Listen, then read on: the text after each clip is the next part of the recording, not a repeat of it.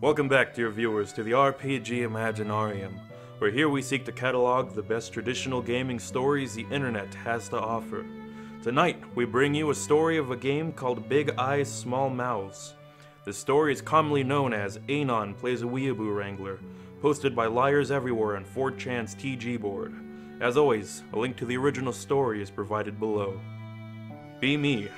Have a friend who runs various online games. Suggests I join his newest one, a BESM game. Tells me it's grimdark, apocalyptic, demons and monsters and shit running around the ruins of civilization. Shin Megami Tensei, basically. Tells me to plan accordingly in character creation. Create a demonologist.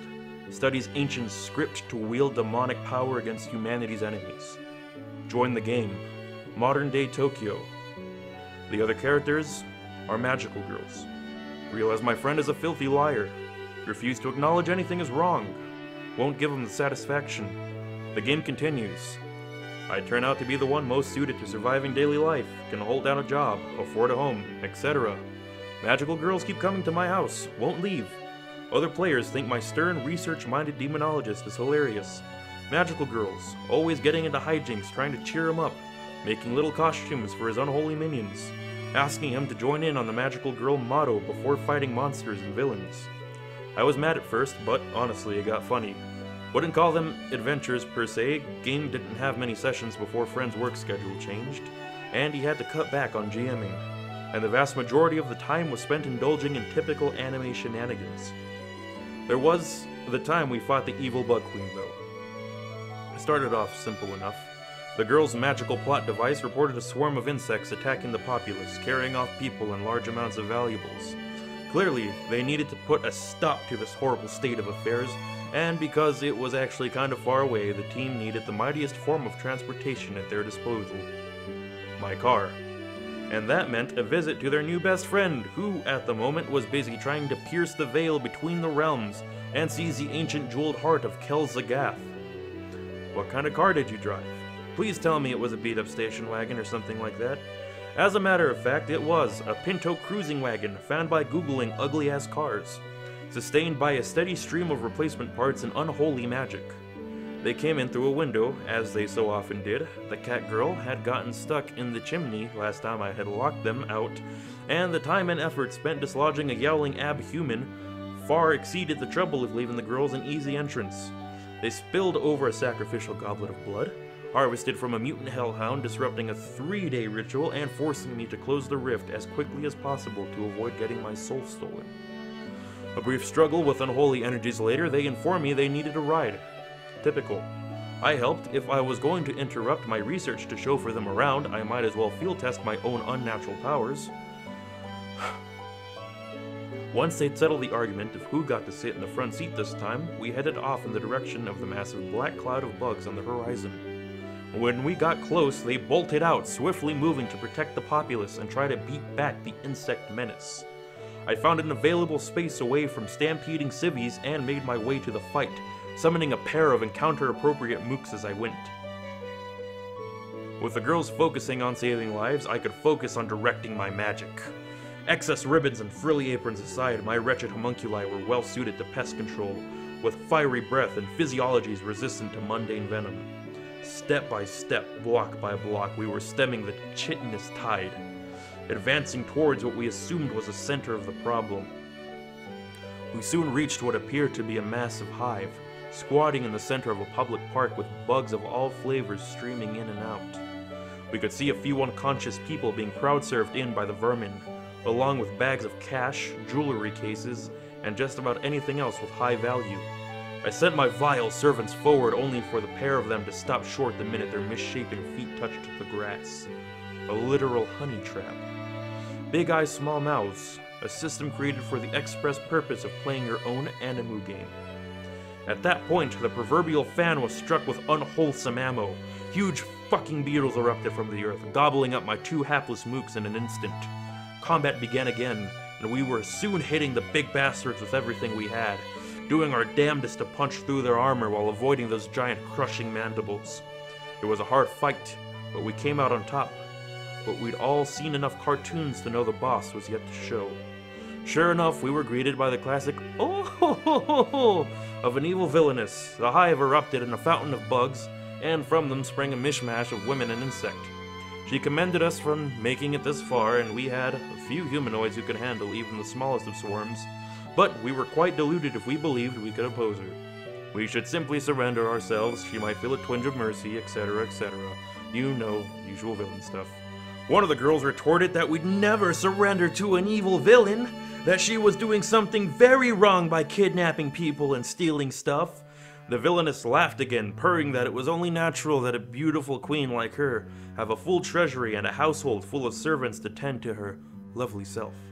I asked whether she really needed human slaves if she apparently wielded total control over both normal and supersized bugs, but I'm not certain she heard me over the banter. The conversation ran its usual course, culminating in the Insect Queen's decision to destroy all of us.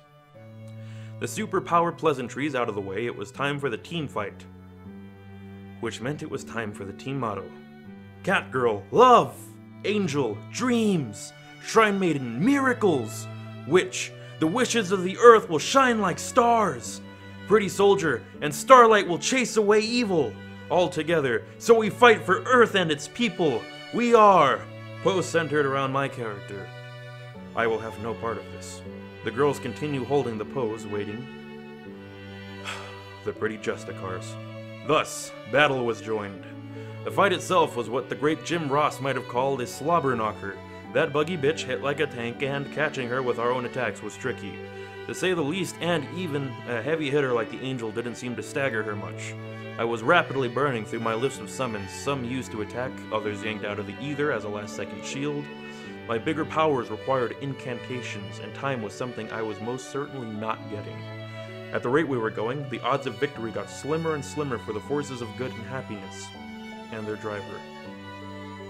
As we neared defeat, the Shrine Maiden called to me asking if I had any kind of magic that would turn the tide. I explained my situation. I needed a moment without distraction to summon the requisite dark energy, where my spell would have all the weight and destructive power of an anemic church mouse. She asked again. I just need a lot of dark energy, and I can do the spell. Yes, I replied, but that takes time. Not like there's a gaping hole in reality down the street I can pull my mojo out of. After a moment, the girls turned to me and announced their brilliant plan. They were going to run away for a minute, and they'd need me to keep the razor-edged Death Queen busy. Typical. What followed was quite a few rounds of me and whatever minion I could pull out of my sleeve getting shit-stomped by the boss. She took the opportunity to monologue, remarking how sad it was that a man like myself would follow a bunch of frightened girls around, how much I would have made a better servant for a powerful woman like herself, etc., etc. Usual spirit-breaking stuff. I ignored it. I had lost control of my life a long time ago, and insinuating that I was a pervert could hardly even make me blink anymore. Still, I couldn't help but wonder if this was my fate. To be murdered by a narcissistic bug person for driving 5 goofy vigilantes to work. The Insect Queen pulled back, ready to finish me with a powerful single strike, and got hit in the face with a flying car. A Pinto cruising wagon, to be precise. As it turned out, the girls had gone searching for a single biggest pocket of dark energy in the city, which just so happened to be my personal vehicle. After much trial and error, they had somehow managed to drive the hot-wired car and driven it, rather haphazardly, into the city all the way to the edge of the park. They had then poured just about every spell and enchantment they had remaining among them into the car. Given the nature of their powers, it was a bit like adding a time-release cesium capsule to a bath bomb. Their magic bomb thus primed, they had used their combined physical strength and magical prowess to chuck that mother straight at the Insect Queen's ugly face. When the smoke cleared, I was remarkably alive. The Insect Queen remarkably less than alive. With their leader dead, the bugs seemed to go into a panic and die, leaving us in an eldritchly scorched park filled with mountains of dead bugs and some very confused and badly stung people. The girls immediately crowded around me, asking if I was okay, and they were really sorry about the car, but I had mentioned the car used my unholy power to keep running, but we had won. Wasn't that great, and they were really sorry about leaving me to fight her on my own, but I was okay, right? It hadn't been a great day. I'd known it wouldn't be from the moment I nearly got my soul stolen, but I was alive. I was in one piece. I was still sane. So, as much as it was possible since I first met the team, I was okay. We stopped for dinner before I called a ride. One of them ate too much and threw up in the cab. Typical. Hello again, and thank you all once again for tuning in to another RPG Imaginarium. We're glad you enjoy these videos and stories. If you enjoyed this video and want more like it, how about giving us a like and subscribing to our channel? We're always glad to hear your feedback, and if you have a story you'd like us to read, go ahead and send us a link, whether it's your story or post it somewhere else. And of course, we will credit you and the original poster. Special thanks to 4chan and Reddit and their associated archives and subreddits for providing such great stories. Thank you again. Stay caffeinated.